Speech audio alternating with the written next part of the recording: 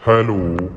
आज की कहानी है लकड़हारा और सुनहरी कुल्हाड़ी। एक समय की बात है, जंगल के पास एक लकड़हारा रहता था। वो जंगल में लकड़ियां इकट्ठी करता था और उनके पास के बाजार में बेचता था कुछ पैसों के लिए। एक दिन की बात है, वो एक पेड़ काट रहा था। तभी हुआ ये कि गलती से उसकी कुल्हाड़ी पास की एक नदी में गिर गई। नदी बहुत ज्यादा गहरी थी और वास्तव में तेजी से बह रही थी। उसने बहुत प्रयत्न किया अपनी कुल्हाड़ी को खोजने की, लेकिन उसे वो वहां नहीं मिली। अब उसे लगा कि उसने कुल्हाड़ी खो दी है। वहीं दुखी होकर वो नदी के किनारे बैठकर रोने लगा। उसके रोने की आवाज सुनकर नदी के भगवान उठे और उस लकड़हारे से पूछा कि क्या हुआ लकड़हारा। लकड़हारे ने उन्हें अपनी दुखद कहानी बताई।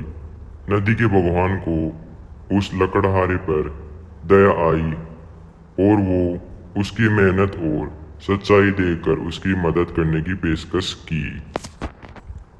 वो नदी में गायब हो गए और एक सुनहरी कुल्हाड़ी वापस लाया, लेकिन लकड़हारे ने कहा कि ये उसका नहीं है।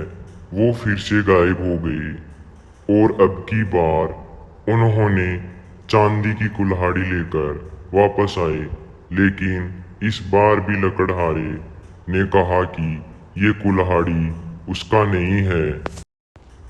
अब नदी के भगवान पानी में फिर से गायब हो गए और अब की बार वो एक लोहे की कुल्हाड़ी के साथ वापस आ गई। लकड़ी का कुल्हाड़ी देखकर लकड़हारा मुस्कुराया और कहा कि ये उसकी कुल्हाड़ी है।